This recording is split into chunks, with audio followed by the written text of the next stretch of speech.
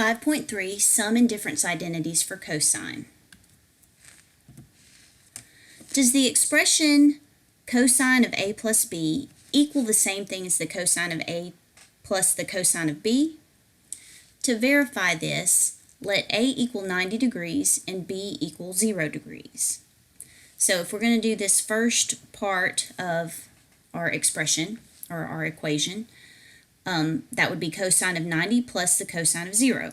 Well, 90 plus 0 equals 90. And if we think about the unit circle, we know that cosine is our x values, and the cosine of 90 degrees would be 0. Now let's look at the other side of the equation. If we were to write it separated like that, as cosine of 90 degrees plus the cosine of 0, we have to look up the two separate values, and the cosine of 90 degrees is 1, and the cosine of 0 degrees is 0. So 1 plus 0 is 1 instead of 0. Therefore, the expression cosine of a plus b does not mean the same thing as the cosine of a plus the cosine of b, which proves that we can't just distribute the word cosine to the two angles. In trig, there's an identity for a sum and difference of two angles. For cosine, the sum and difference identities are cosine of a plus b is equal to the cosine of a times the cosine of b minus the sine of a times the sine of b. And the cosine of a minus b is the cosine of a times the cosine of b plus the sine of a times the sine of b.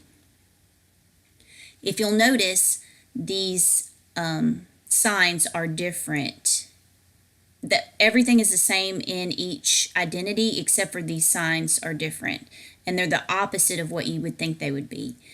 Cosine of a plus b has a minus in the identity. Cosine of a minus b has a plus in the identity, and the rest is the same. So let's use this identity to find the exact value of the cosine of 75 degrees. Whenever we're trying to do this, the purpose of this is because we don't, or the reason why we would want to use a sum or difference identity is these are values that we don't know on the unit circle. So we want to compare them or relate them to values that we do know on the unit circle. So to find the cosine of 75 degrees, let's think of two numbers on the unit circle, or 2 degrees on the unit circle that we know the values of. And just because I picked two values, if you can think of another way to get 75 degrees, then you can do that and you would still get the same answer. So when I think of cosine of, or whenever I think of 75 degrees, two values that I know of on the unit circle that would give me 75 degrees is 30 and 45. If I add 30 plus 45, then I get 75. So that's what I'm going to do for my identity. So this would be the same thing as the cosine of 30 plus 45. Now, what I meant by you could use different values, say if you wanted to do 120 minus 45, that would give you 75, and you could use those values instead, and you would still end up with the same answer. So it doesn't have to be these particular values. As long as you can add or subtract the two numbers to get whatever angle they're giving you, you can use those values. All right, so now we're going to apply since I have 30 plus 45, we're going to apply the sum identity for cosine. And that means we need to write this as the cosine of 30 degrees times the cosine of 45 degrees. And now since this is a plus, our identity tells me to use a minus. And that would be the sine of the same angles, 30 degrees, times the sine of 45 degrees. All right, so now we need to remember what those values are on the unit circle. Well, 30 and 45 degrees are in the first quadrant, so we know they're all going to be positive. And the cosine of 30 degrees is the square root of 3 over 2. So I'm going to change this to square root of 3 over 2. And the cosine of 45 degrees is the square root of 2 over 2. The sine of 30 degrees is 1/2. And the sine of 45 degrees is square root 2 over 2. Now let's just simplify this. The square root of 3 times the square root of 2 is the square root of 6 over 4. And then 1 times the square root of 2 would be the square root of 2 over 4. And since we have a common denominator, we can combine these and we get the square root of 6 minus the square root of 2 over 4 as our answer. Okay, now we have a radian measure. So let's use this radian measure and use a sum or difference identity to find the value of cosine of negative 7 pi over 12. So this might be a little difficult. So first of all, let's just think of two numbers that we could add or subtract to get 7. Well, I know 3 plus 4 is 7. So let's see if those relate to angles that we know of. All right, so this is a negative angle, so we're going to have to take that into account. And if I were to do negative 3 pi over 12 minus 4 pi over 12, that would give me negative 7 pi over 12. Okay, so let's reduce these and see if these are angles that we know. 3 pi over 12 would reduce to pi over 4, so that's negative pi over 4. And then 4 pi over 12 would reduce to pi over 3. And those are both angles that we know. So that's what we're going to use. And you could either do this as negative pi over 4 plus negative pi over 3, or negative pi over 4 minus pi over 3. Since we just did the sum identity, I'm going to set this up as a difference identity. Okay, so this would be the same thing as the cosine of negative pi over 4 minus pi over 3. Now let's split this up using the identities, and we would get the cosine of negative pi over 4 times the cosine of pi over 3 plus, because this is minus in between the two angles, sine of negative pi over 4 times the sine of pi over 3. Now, if we refer to the unit circle, we can find those values. Negative pi over 4 would be in the fourth quadrant. And the cosine, all students take calculus, cosine is positive in the fourth quadrant. So that would give me a positive square root of 2 over 2. Pi over 3 is in the first quadrant, and cosine of pi over 3 is 1/2. Plus sine of negative pi over 4. Sine is negative in the fourth quadrant, so that would be a negative square root of 2 over 2. And the sine of pi over 3 would be the square root of 3 over 2. All right, let's multiply these together. That gives me the square root of 2 over 4 plus a negative square root of 6 over 4. And since they have a common denominator, we can put those together, and I get the square root of 2 minus the square root of 6 over 4.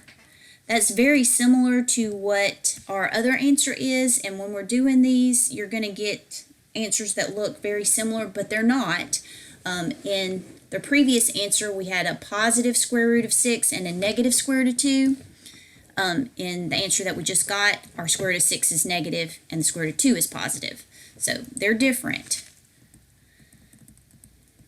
Okay, in this next example, we're going backwards. All right, so see how we have the cosine of 40 times the cosine of 50 minus the sine of 40 times the sine of 50. So we're starting with this side of the identity, and we're going to go backwards. Okay, so cosine of 40 times the cosine of 50, since this is minus, we're going to be adding those two angles together. So this would equal the same thing as the cosine of 40 degrees plus 50 degrees, which would be the cosine of 90 degrees. And we know the cosine of 90 degrees is 0. Okay, in the next one we have the cosine of 11 pi over 12 times the cosine of pi over 4 plus the sine of 11 pi over 12 times the sine of pi over 4. All right, since this is plus, we know that we're going to be subtracting these angles. And in order to subtract, we're going to have a common denominator. So in order to get pi over 4 to have the same denominator as 11 pi over 12, we're going to multiply both the numerator and the denominator times 3. So this would be the same thing as 3 pi over 12. And of course this one too.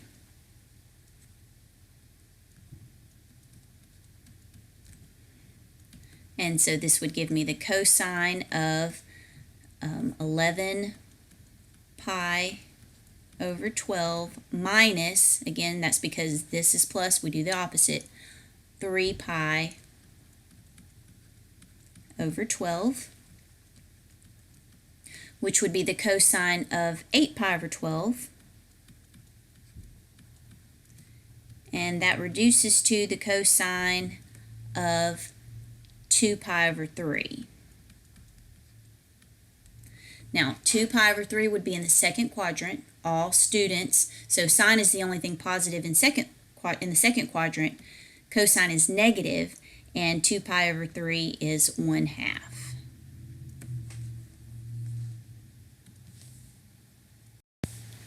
Okay, this next example says simplify the following expression, cosine of 90 degrees minus x. So we're going to use the difference identity and rewrite this as the cosine of 90 times the cosine of x plus the sine of 90 times the sine of x. All right, let's replace these with their values. The cosine of 90 degrees is 0. So that's 0 times the cosine of x. The sine of 90 degrees is 1. So that's 1, let me write it like this just so it's a little clearer, 1 times the sine of x. Well, 0 times anything is 0. So this first term just goes away, and we just have 1 times the sine of x, which is the sine of x.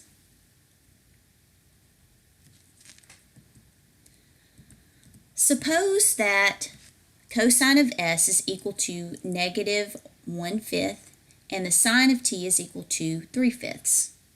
Both angles s and t are in quadrant 2. Find the cosine of s plus t and the cosine of s minus t.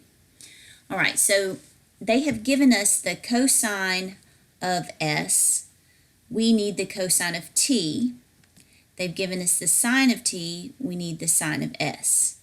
In order to find those values, we can do one of two things. We can either use the Pythagorean theorem, draw a triangle, and find the missing side, or we can use a Pythagorean identity. So just to show you that we can do it either way, I'm going to find one of the angles using one method and the other angle using the other method. So I'm going to start out with the triangle and use the Pythagorean theorem. Okay, so remember, in a right triangle, if I'm going to talk about angle S, we know that cosine is adjacent over hypotenuse. So that means my hypotenuse would be 5. And if this is my angle here, say this is angle S, my adjacent would be -1. All right, so we're looking for this side over here, the opposite side. And if I use the Pythagorean theorem, that would be -1 squared plus x squared equals 5 squared. All right, -1 squared would become 1. and 5 squared is 25. So I'm going to subtract 1 from both sides, and that gives me x squared equals 24, and then I take the square root. All right, so I get x is the square root of 24, or the opposite side is the square root of 24.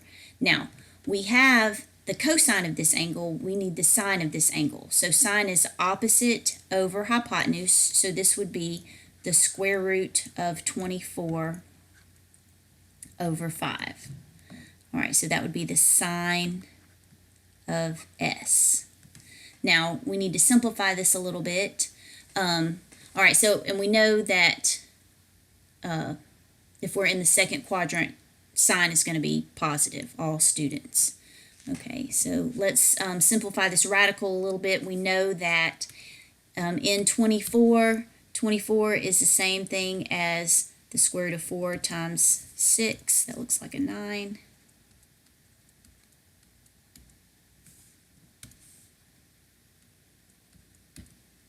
Okay, and the 4 would come out as a 2.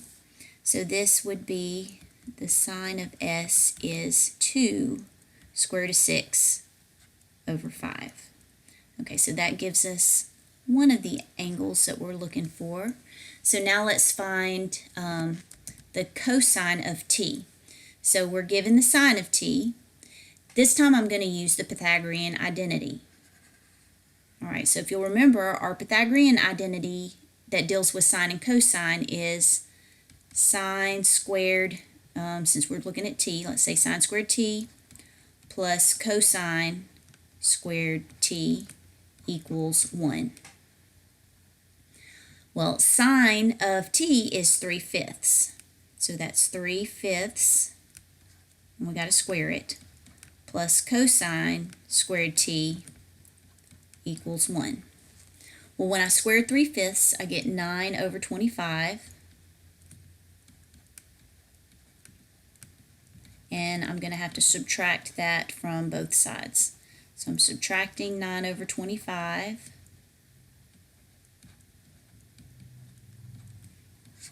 And that gives me cosine squared t is equal to, I need a common denominator, so that would be 25 over 25 minus 9 over 25. Okay, and that's 16 over 25. That's what cosine squared is.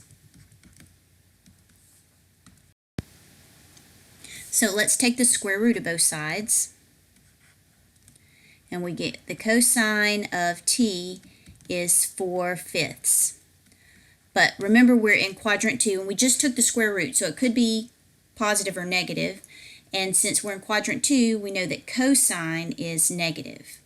All right, so now we have all of the values that we need in order to do our sum and difference identities. Okay, so I'm going to change colors here just so it's less confusing. So first, let's do cosine of s plus t.